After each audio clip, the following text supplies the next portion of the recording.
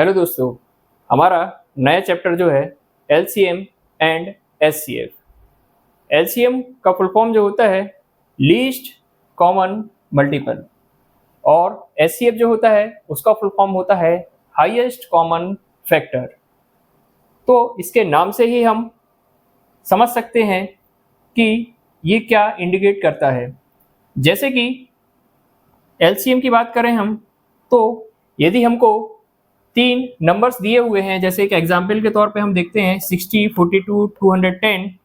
तो यदि हमारे पास ऐसे तीन नंबर दिए हुए हैं तो इसका जो एलसीएम है वो एक ऐसी क्वांटिटी होगी जिसमें 210 से भी डिवाइड किया जा सके, जिसको 42 से भी डिवाइड किया जा सके और 60 से भी डिवाइड किया जा सके। तो least number which can be divided by given numbers, जो दिए गए नंबर्स हैं उन सभी के द्वारा उस क्वांटिटी को, उस नंबर को डिवाइड किया जा सके, ऐसा जो नंबर है वो कहलाता है एलसीएम।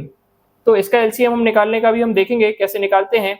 और हाईएस्ट कॉमन फैक्टर, तो हाईएस्ट कॉमन फैक्टर का मतलब क्या होता है कि यदि हमारे पास तीन नंबर्स दिए हुए हैं, उसके हमने फैक्टर्स निकाल लिए और उसमें तीनों नंबर्स में ऐसा हमको फैक्टर देखना है जो कि तीनों नंबर में कॉमन प्रेजेंट होना चाहिए। ये दो में भी प्रेजेंट नहीं होना चाहिए, है ना, एक में प्रेजेंट नहीं होना चाहिए, मतलब ये जो होना चाहिए वो तीनों में उपस्थित होना चाहिए। और यदि तीनों में उपस्थित नहीं है कोई नंबर तो फिर हम बोलेंगे कि उसका एचसीएफ जो है वो 1 है। तो हाईएस्ट कॉमन फैक्टर क्या डेफिनेशन है? Highest number which can be divided all the given numbers, इनमें उपस्थित हाईएस्ट नंबर, हाईएस्ट फैक्टर जो कि तीनों क्वांटिटीज को डिवाइड कर सके। तो यहाँ पर जो नंबर हमारा आ रहा है उसमें इसका डिवाइड जा रहा है, जबकि यहाँ पे जो नंबर आ रहा है उससे हम डिवाइड कर रहे हैं बाकी क्वांटिटीज को। तो एलसीएम और एचसीएफ में ये जो है बेसिक फर्क है। अभी हम देखेंगे कि एलसीएम जो होता है उसको हम कैसे निकालेंगे। तो जैसे हमारे पास तीन डिजिट हैं 60, 42 एंड 210। तो सबसे पहला काम हमारा है इसके फैक्टर्स में इसको डिवाइड कर देंगे। फैक्टर्स क्या होते हैं? फैक्टर्स मतलब इसको ऐसे नंबर से के फॉर्म में, मल्टीपल के फॉर्म में लिख देना जिसका मल्टीप्लाई करने के बाद में जो है इसकी वैल्यू आ जाए। तो ये 2, 2, 3 एंड 5 है। तो ये जो फैक्टर्स हैं ये अपने मतलब ऐसे नंबर्स हैं जो कि 1 से डिविजिबल है या फिर खुद अपने नंबर से डिविजिबल हैं। इसके अलावा जो है और किसी भी नंबर से डिविजिबल नहीं है, तो ये फैक्टर्स कहलाते हैं। ये फैक्टर्स जो हैं इसको मल्टीप्लाई जब हम करेंगे तो ये 60 बना देगा। तो ऐसे फैक्टर्स के फॉर्म में इसको तोड़ लेंगे। और 42 है, इसको भी फैक्टर के फॉर्म में तोड़ लिया। 210 है, इसको भी हमने फैक्टर्स के फॉर्म में तोड़ लिया। अब क्या करेंगे, जब हमको एलसीएम निकालना है तो सबसे पहले हम क्या करेंगे, ऊपर के जो फैक्टर्स हैं उनको तो एज इट इज लिख लीजिए आप, क्योंकि 2, 2, 3 एंड 5। अब देखेंगे कि अगला जो है वो क्या है, 237। देखिए 237, तो 2 तो है ऑलरेडी प्रेजेंट है, 2 ऑलरेडी प्रेजेंट है, इसलिए इस 2 को लिखने की आवश्यकता नहीं है। 3 भी जो है वो ऑलरेडी प्रेजेंट है, इस वाले नंबर में 3 ऑलरेडी प्रेजेंट है, तो इसलिए इसको भी लिखने की जरूरत नहीं है। लेकिन 7 इस वाले जो फैक्टर्स हैं इसमें प्रेजेंट नहीं है, तो हमने यहाँ पर एक 7 लिख लिया। अब देखिए अगले जो फैक्टर्स हैं 2, 3, 5, 7। देखिए 2 प्रेजेंट है ऑलरेडी, 3 भी प्रेजेंट है ऑलरेडी, 5 भी प्रेजेंट है ऑलरेडी और 7 भी प्रेजेंट है ऑलरेडी। तो इससे जो है कुछ भी लिखने की आवश्यकता नहीं है। अब इसको जब हम गुणा करेंगे तो ये आ जाएगा 420। तो 420 जो है वो क्या आ जाएगा इसका एलसीएम। अब 420 एक ऐसी क्वांटिटी है जो इससे भी डिवाइड हो जाएगी, इससे भी डिवाइड हो जाएगी और इससे भी डिवाइड हो जाएगी। आप चाहें तो करके देख सकते हैं। ये 2 टाइम्स होगा और ये 10 टाइम्स होगा और ये 7 टाइम्स होगा। तो ये जो है तीनों क्वांटिटीज जो हैं वो जो है इंडिविजुअल इसको डिवाइड कर सकती हैं। इसमें हम डिवाइड करेंगे तो 100% जो है पूरी तरीके से इसको क्या करेंगी, डिवाइड कर देंगी। कुछ भी इसमें भागफल इसका शेष नहीं बचेगा, कुछ भी शेष नहीं बचेगा। अब हाईएस्ट कॉमन फैक्टर में हम समझेंगे तो हाईएस्ट कॉमन फैक्टर तीन क्वांटिटी सेम हमने वहां पे ली है, जिससे हमको डिफरेंस समझ में आया कि एलसीएम और एचसीएफ में क्या डिफरेंस होता है। तो आप देखेंगे आप कि यहाँ पर जो क्वांटिटी है 60 60, देखिएगा आप यहाँ पे 60 को हमने फैक्टर्स के फॉर्म में डिवाइड कर लिया, 2 इंटू 2 इंटू 3 इंटू 5, ऐसे हमने डिवाइड कर लिया, 42 को भी डिवाइड कर लिया और 210 को डिवाइड कर लिया। अब यहाँ इन दोनों में क्या कॉमन है, यहाँ पे 2 2 3 3, ये दो चीजें जो है इन दोनों में कॉमन है। तो यदि हम इन दोनों का एचसीएफ निकालने के लिए बोले आपसे तो 2 इंटू 3 जो है इसका एचसीएफ हो जाएगा। लेकिन अब हमको तीनों में निकालना है तो हमको एक ऐसी वैल्यू देखना है जो कि इन तीनों में कॉमन हो। तो इसमें 2 2 2, तो 2 जो है तीनों में कॉमन है, 3 3, लेकिन इसमें 3 इसमें भी कॉमन है तो 2 एंड 3 है, और 5 इसमें 5 नहीं है, इसमें 5 है, तो अब 5 को हम नहीं ले सकते। तो एचसीएफ निकालने के लिए हमने पहली जो वैल्यू लिखी वो 2, पहला फैक्टर जो है 2, दूसरा जो फैक्टर है वो 3, लेकिन अब आगे ना 5 मिलेगा और ना ही 7 मिलेगा क्योंकि 7 इन दोनों में है लेकिन इसमें नहीं है, तो यहाँ पर 7 नहीं होगा, तो इसका एचसीएफ जो होगा वो 6 हो जाएगा। तो यहाँ पर एचसीएफ वो वैल्यू है जो कि इसको इससे डिवाइड करने पर ये तीनों फैक्टर्स को डिवाइड कर, तीनों डिजिट्स को डिवाइड कर देगी। जैसे 6 10 टाइम्स इसमें जाएगा, 7 टाइम्स जाएगा, और इसमें भी 6 3 18 और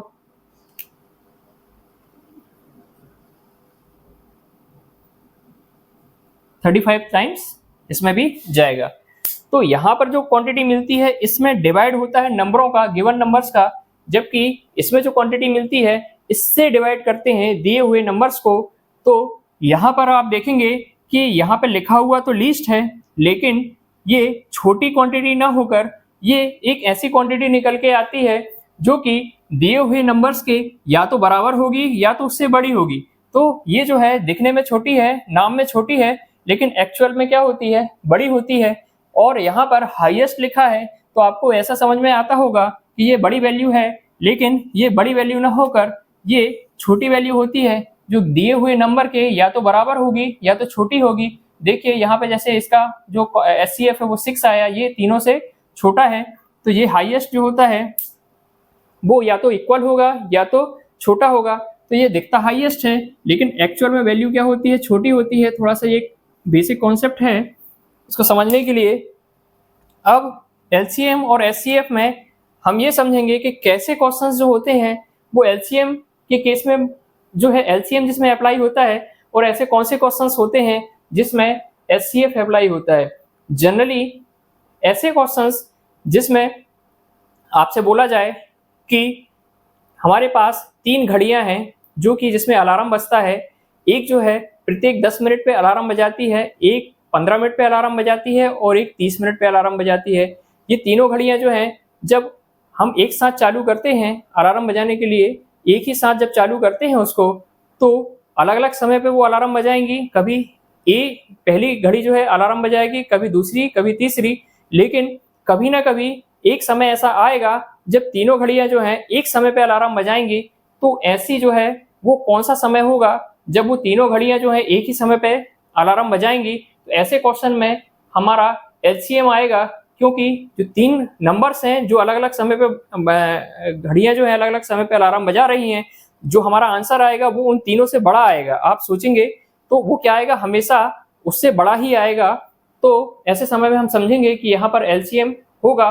और इसमें अदर क्वेश्चन जैसे कि एक सर्कुलर पाथ है, वहां से ए और बी जो है वो चलना चालू करते हैं, दोनों की स्पीड जो है वो अलग अलग है, एक पर्टिकुलर समय में एक डिस्टेंस तय करता है जबकि दूसरा जो है दूसरे समय में ज्यादा डिस्टेंस या कम डिस्टेंस तय करता है। तो जब वो राउंड में घूमते हैं तो ऐसा कितनी दूरी बाद ये जो है एक साथ मिलेंगे। तो कभी ना कभी ऐसा होगा जब तेज चलने वाला जो है इसको ओवरकम करके दोबारा इससे क्रॉस करेगा तो किस समय बाद जो है वो एक दूसरे से मिलेंगे। तो ऐसी जगहों पे भी एलसीएम जो है अप्लाई होगा, क्योंकि यहाँ पर भी जो पहला है और दूसरा है जो वैल्यू आएगी हमारी वो उनसे दोनों से बड़ी ही आएगी। अब देखिए हाई एचसीएफ जो है वो कैसे क्वेश्चंस में उपयोग होता है। तो एचसीएफ के लिए जैसे एक एग्जांपल हम समझते हैं कि जैसे हमारे पास ये 2 रॉड है, ये दोनों जो है अलग अलग लंबाई की रॉड है, एक 100 मीटर की है, एक 20 मीटर की है। अब हमको क्या करना है कि एक स्केल का निर्माण करना है, एक ऐसा स्केल बनाना है जो कि बड़े से बड़ा स्केल बनाना है हमको, जो कि इसको भी नाप सके और इसको भी नाप सके और इन दोनों रॉड को नाप सके। वो बड़े से बड़ा स्केल हमको बनाना है जो कि इन दोनों रॉड को नाप सके, लेकिन वो जो होता है वो उसमें ऐसा कोई भी वो नहीं होना चाहिए कि मतलब ये जो लेंथ है वो बच जाए, वो लेंथ जो है वो कंप्लीट नपनी चाहिए। उससे स्केल से आधे स्केल से नहीं नापेंगे हम, स्केल जो होगा वो कंप्लीट ही उपयोग होगा। तो ऐसे केस में हम क्या करेंगे कि जैसे 100 और 20 है, तो 100 और 20 के बीच में एक हाईएस्ट वैल्यू जो है वो निकाल लेंगे और उतनी वैल्यू माने कि ये कुछ भी एक वैल्यू आती है 100 और 20 का एचसीएफ क्या होगा, तो हम निकालते हैं 20 बराबर क्या होगा, 20 बराबर आएगा 225, 100 बराबर क्या आएगा,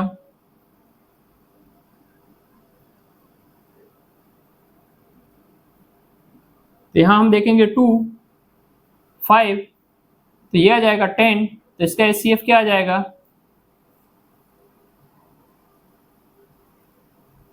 और 2 भी रहेगा तो ये आ जाएगा 20, तो इसका जो आ जाएगा एचसीएफ 20 आएगा। तो 20 मीटर का एक स्केल हम बनाएंगे तो उससे ये भी नप जाएगा और ये बाकी दूरी भी आसानी से नापी जा सकती है। तो ऐसे क्वेश्चन जो हैं, जैसे कि एक दो बड़ी टंकियां हैं जिसकी कैपेसिटी अलग अलग है, अब हमको एक ऐसा उससे पानी निकालने वाला हमको एक ऐसा जो कंटेनर बनाना है जो कि दोनों टंकियों का पानी को नाप सके, लेकिन जब हम उससे निकालेंगे तो टंकी में पानी बिल्कुल भी नहीं बचना चाहिए। तो ऐसा बड़े से बड़ा कंटेनर जो है वो कितने वैल्यू का होगा जिसमें हम दोनों टंकियों से पानी निकालने पर वो लास्ट में बिल्कुल भी पानी शेष नहीं बचना चाहिए। तो ऐसा जो है ऐसे क्वेश्चंस में पूछा जाएगा अधिकतम अधिकतम अधिकतम लंबाई अधिकतम वॉल्यूम, है ना, ऐसे बोला जाएगा। तो वहां पे आपको जो है एचसीएफ निकालना है, लेकिन वो वैल्यू हमेशा क्या होगी, दी हुई जो वैल्यू होगी उससे हमेशा छोटी होगी। वो बोलेगा उसमें कि बड़ी से बड़ी क्वांटिटी निकालनी है, आपको बड़ा से बड़ी लंबाई निकालनी है, बड़े से बड़ा वॉल्यूम निकालना है, लेकिन वो वैल्यू होगी उन दोनों दिए हुए गिवन नंबर से छोटी। और यहाँ पर क्या होगा, वो बोलेगा कि वह कम से कम दूरी जब वो मिलेंगे, कम से कम समय, जब घड़ी जो है वो एक साथ बजेगी, वहां पर बोलेगा कम से कम समय, लेकिन कम से कम समय कम से कम दूरी जब वो मिलेंगे, लेकिन वो वैल्यू जो होगी वो बड़ी होगी, मतलब दी हुई जो वैल्यू होगी उससे ज्यादा होगी। तो आगे हम समझेंगे डिफरेंट टाइप के एलसीएम और एचसीएफ के टाइप, जिसमें अलग अलग टाइप के जो इक्वेशंस होते हैं उसमें एलसीएम और एचसीएफ जो है वो कैसे अप्लाई होता है।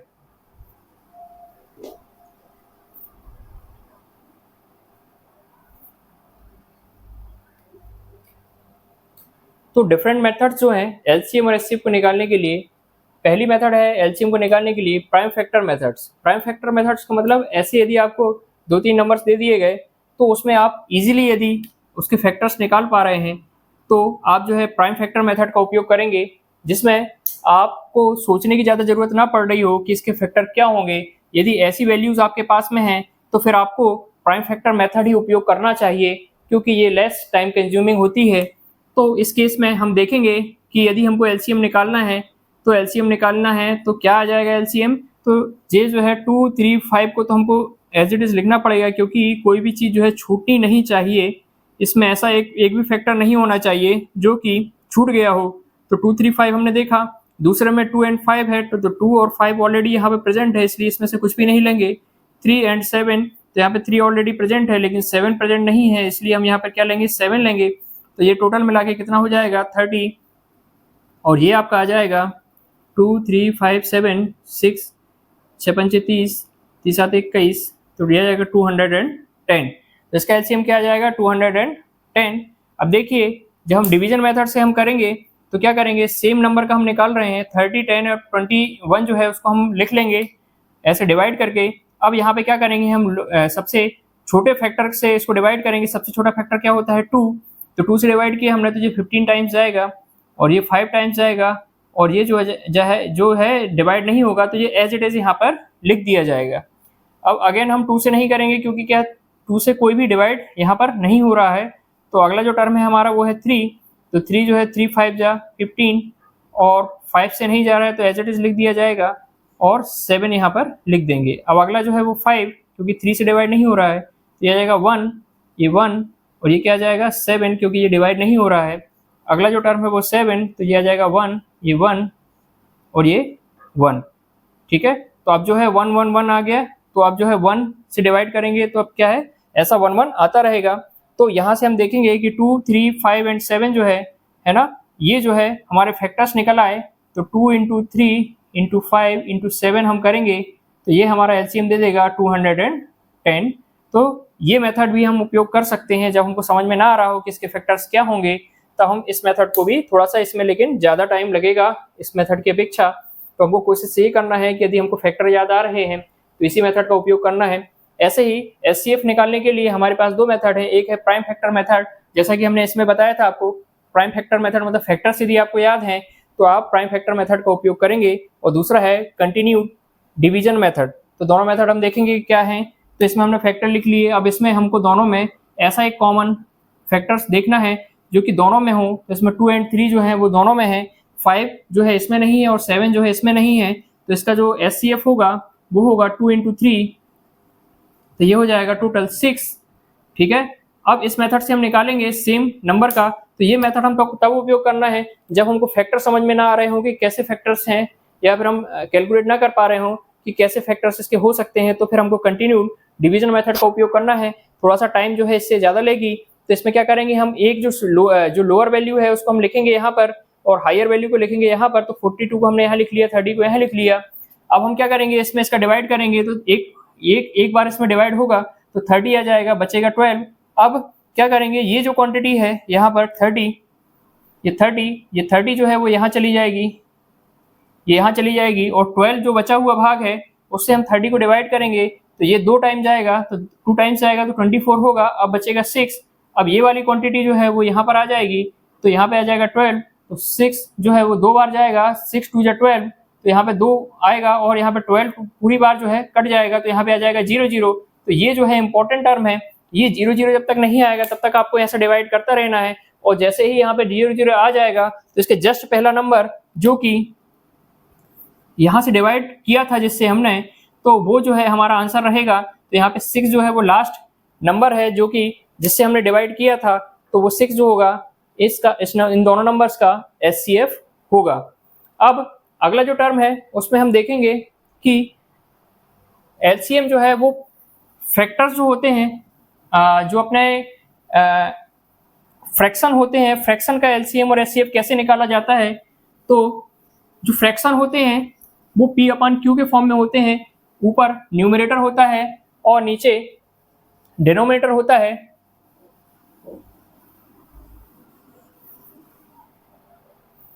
तो LCM of factor, LCM of fraction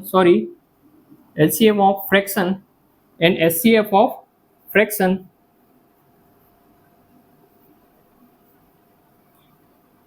तो फ्रैक्शन जो होता है वो पी अपॉन क्यू के फॉर्म में होता है।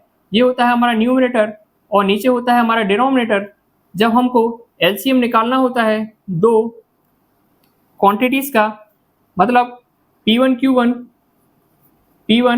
अपॉन Q1 और P2 अपॉन Q2 है हमारे पास में, और इसका हमको एलसीएम निकालना है। तो इस ऐसी कंडीशंस में क्या होता है कि ऊपर जाने वाली जो टर्म होती हैं P1 एंड P2 जो होता है उसका हमको एलसीएम निकालना पड़ता है, और नीचे वाली जो टर्म होती है उसका हमको एचसीएफ निकालना पड़ता है।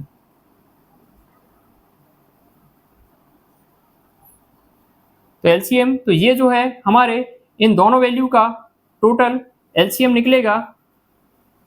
और इसी केस में यदि एचसीएफ है, तो यदि हमारे पास P1 अपॉन Q1 दो क्वांटिटीज़ हैं, P2 अपॉन Q2 ऐसी दो फ्रैक्शन है हमारे पास में, और इसका यदि कोई बोले आपको कि एचसीएफ निकालना है, तो इस केस में जो ऊपर वाली न्यूमरेटर होते हैं P1 एंड P2 उनका एचसीएफ निकलेगा, जबकि नीचे वाली जो डिनोमिनेटर हैं Q1 Q2 उसका एलसीएम निकालेंगे, और जो वैल्यू आएगी वो इन दोनों का एचसीएफ होगा। अब इसी से संबंधित एक टर्म है जिसमें बोला जाता है कि LCM of decimal, LCM of decimal. ठीक है, एलसीएम ऑफ डेसिमल जैसे, तो इसमें क्या होगा कि इसको हम क्या करेंगे, फ्रैक्शन के फॉर्म में कन्वर्ट कर लेंगे। तो ये हो जाएगा 2/10, और इसको करेंगे तो ये आ जाएगा 6/100। अब जब हम इसका एलसीएम निकालेंगे तो जैसा कि बताया गया है कि एलसीएम में यदि P अपॉन Q का एलसीएम निकालते हैं तो एलसीएम जो है P1 P2 का एलसीएम निकलेगा और Q1 Q2 का HCF निकलेगा। तो यहाँ पर हमको निकालना पड़ेगा एलसीएम ऑफ 2 and 6 और HCF ऑफ 10 and 100। तो ये कितना आ जाएगा, एलसीएम इन दोनों का क्या होगा 6 होगा और HCF जो होगा वो क्या होगा 10 होगा। तो हमारा जो आंसर है वो आ जाएगा 0.6। ऐसे ही यदि HCF के केस में डेसिमल का हमको निकालना है तो क्या होगा, HCF होगा 6। तो इसको कैसे कन्वर्ट कर लेंगे, इसको कन्वर्ट करेंगे 6/10 एंड 14/100, ऐसे कन्वर्ट कर लिया। और अब यदि HCF हम कर रहे हैं तो अब कैसा रूल लगेगा, इसको P अपॉन Q का रूल लगेगा। तो ये जो है HCF निकलेगा 6 and 14 का और LCM जो है वो निकालेंगे हम 10 and 100 का। तो जो LCM है 6 मतलब 2 into 3 और 14 मतलब 2 into 7, तो 2 कॉमन दिख रहा है तो इसका HCF क्या आ जाएगा 2 आ जाएगा। तो ऊपर तो आएगा आपका 2 और नीचे LCM जो है वो 100 आ जाएगा। तो इसकी जो वैल्यू आएगी वो 0.02 आएगी। तो इसका जो ओवरऑल HCF होगा वो 0.02 होगा। तो ऐसे जो है हम डेसिमल को भी फ्रैक्शन में कन्वर्ट कर हम डेसिमल का LCM और HCF निकाल सकते हैं। अब हम देखेंगे कि एक बेस और उसकी पावर जो रहती है उसके LCM और HCF को हम कैसे निकालेंगे।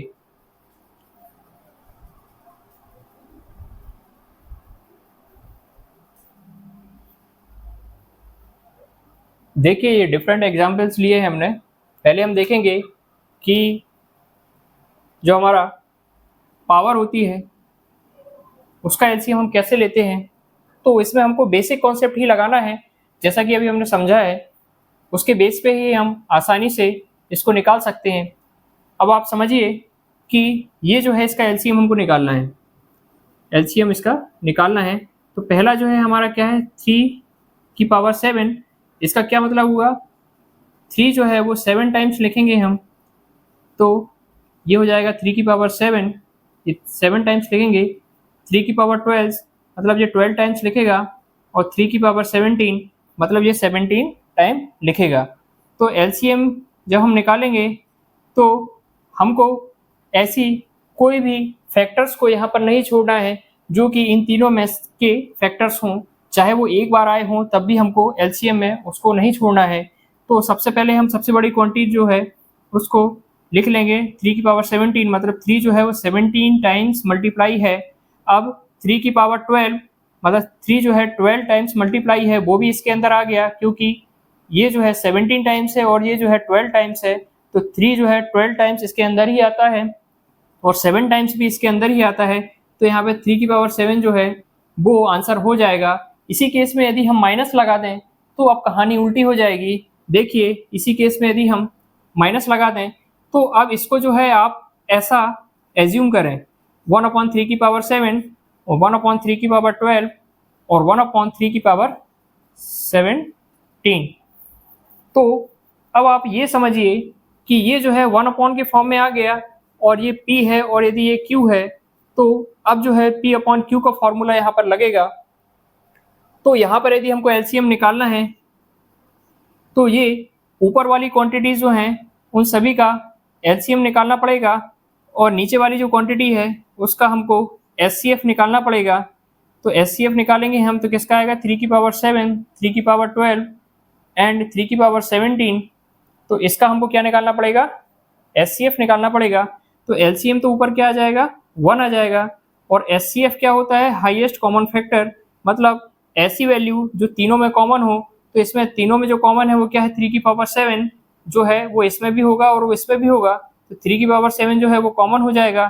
तो ओवरऑल जो आंसर है वो 3⁻7 जो है वो इसका क्या निकलेगा LCM निकलेगा, इसका LCM निकलेगा। तो इसका LCM जो होगा वो क्या होगा 3⁻7। तो यदि माइनस की टर्म आ जाए तो ये इससे उल्टा हो जाता है। जैसे यहाँ पर 3⁻17 सॉरी यहाँ पे जो है ये है आंसर इसका LCM। इसमें जो हाईएस्ट वैल्यू है 3⁻17 वो आंसर होगा। तो इसमें माइनस के केस में LCM जो होगा वो सबसे छोटी जो पावर दिखाई दे रही है वो होगा। एक्चुअल में माइनस के साथ में ये क्वांटिटी बड़ी हो जाती है। तो ये जो है यही इसका आंसर होगा। अब यदि बोला जाए 2 की पावर 3 एंड 3 की पावर 2 इसका एलसीएम निकालना है, तो 2 की पावर 3 का मतलब 2 जो है वो 3 टाइम्स लिखेंगे हम, और 3 जो है वो हम 2 टाइम्स लिखेंगे। तो इसमें यदि हम लिख लें तो 2 इंटू 2 इंटू 2 ये लिखा हमने पहले से, और सेकेंड में 2 नहीं मिल रहा है तो जो लिखा हुआ है वही लिख देंगे 3 इंटू 3। तो ये सभी चीज़ों का मल्टीप्लाई हम कर देंगे तो जो वैल्यू हमको मिलेगी वही इसका एलसीएम आएगा। तो इसका जो एलसीएम है वो आ जाएगा 72, है ना, 8 9 8 72, 72 जो है इसका एलसीएम आ जाएगा। तो इस केस में क्या करेंगे, हम दोनों का मल्टीप्लाई कर देंगे, वही इसका एलसीएम होगा। अब यदि हम एचसीएफ की बात करें तो एचसीएफ का मतलब होता है हाईएस्ट कॉमन फैक्टर। तो इन तीनों में यदि हम इसको डिस्क्राइब करके लिखेंगे तो 8 का मतलब क्या होगा कि 2 जो है वो 8 टाइम्स है, ऐसे 8 टाइम्स जो है रहेगा। और 2 की पावर 10 का मतलब क्या होगा, 2 जो है वो 10 टाइम्स रहेगा। और 2 की पावर 15 का मतलब क्या होगा कि 2 जो है वो 15 टाइम्स रहेगा। तो ऐसा हाईएस्ट वैल्यू जो कि तीनों में कॉमन हो तो वो है 2 की पावर 8, मतलब 2 जो है 8 टाइम्स, तो इसमें भी है, इसमें भी है और इसमें भी है। तो 2 की पावर 8 जो होगा वो इसका क्या होगा, एचसीएफ होगा। तो इस केस में जो है एचसीएफ होगा 2 की पावर 8, जो कि इन तीनों से सबसे छोटी पावर है, तो वही होगा। और इसी केस में इसकी पावर में यदि नेगेटिव लग जाए तो उसका क्या मतलब हो जाएगा, ये हो जाएगा 1/2 की पावर 10, ऐसा अपन इसको लिख सकते हैं 2 की पावर 8, और ये हो जाएगा 2 की पावर 15। अब जब इसका हमको एचसीएफ निकालना होगा तो अब P/Q का फॉर्मूला लगेगा और ऊपर जो है 111 का एचसीएफ निकलेगा, जबकि नीचे जो है एलसीएम निकलेगा 2 की पावर 10, 2 की पावर 8 एंड 2 की पावर 15 का। तो एचसीएफ तो उसका क्या आ जाएगा, 1 आ जाएगा, और एलसीएम जो है वो होगा सबसे बड़ी वैल्यू। तो एलसीएम जो होती है वो 2 की पावर 15, तो हमारा एचसीएफ जो होगा वो आएगा 1/2 की पावर 15। इसको हम ऐसे भी लिख सकते हैं 2 की पावर -15। तो यहाँ 2 की पावर -15 जो है वो हो जाएगा एचसीएफ यदि इस केस में है। और यदि एक ऐसा क्वेश्चन है जिसमें 2 की पावर 3 एंड 3 की पावर 2, तो यहाँ पर 2 की पावर 3 तो मतलब 2 को 3 टाइम्स लिखेंगे, 3 की पावर 2 तो मतलब 3 को 2 बार लिखेंगे। तो इसमें और इसमें क्या कॉमन है, कुछ भी कॉमन नहीं है। तो कुछ भी कॉमन नहीं है मतलब इसका 1 कॉमन है, तो इसका एचसीएफ जो होगा वो होगा 1। तो ऐसे जो है पावर को जो है हम एलसीएम और एचसीएफ जो है वो हम निकालते हैं। एक टर्म और बची हुई है, एक टाइप का क्वेश्चन और आता है, जैसे कि आपसे पूछा जाए कि दो हमारे नंबर्स हैं ए एंड बी, दो हमारे नंबर हैं, उनका एलसीएम और एचसीएफ दिया है। तो उन दोनों में से यदि एक नंबर हमको पता है तो हम दूसरे नंबर को निकाल सकते हैं। जैसे कि दो नंबर हैं A and B, A and B जो है वो दो नंबर हैं, इनका पर्टिकुलर एक एलसीएम है और एक एचसीएफ है। यदि क्वेश्चन में तो एक फार्मूला हमारा होता है, ये दोनों जो नंबर्स हैं उनका गुणनफल जो होता है इनके एलसीएम और इनके एचसीएफ के मल्टीपल के बराबर होता है। इसमें क्वेश्चन कैसा पूछा जाता है कि दो नंबर दिए हुए हैं, जैसे 5 और 10 दो नंबर दिए हुए हैं, इनका एलसीएम इतना है, इसका एचसीएफ इतना है। तो इसमें से यदि एक क्वांटिटी एक वैल्यू इसकी दी है, ए और बी में से एक वैल्यू दी है और इसका एलसीएम और एचसीएफ दिया है, तो हम दूसरी वैल्यू भी निकाल सकते हैं। तो एक फॉर्मूला जो है ये इंपॉर्टेंट है जो कि क्वेश्चंस जिससे पूछे जाते हैं। अब नेक्स्ट चैप्टर में हम एलसीएम और एचसीएफ पे बेस्ड क्वेश्चन सॉल्व करेंगे और जानेंगे कि किस टाइप के क्वेश्चन में एलसीएम लगता है और किस टाइप के क्वेश्चन जो है उसमें एचसीएफ यूज होगा। Thank you.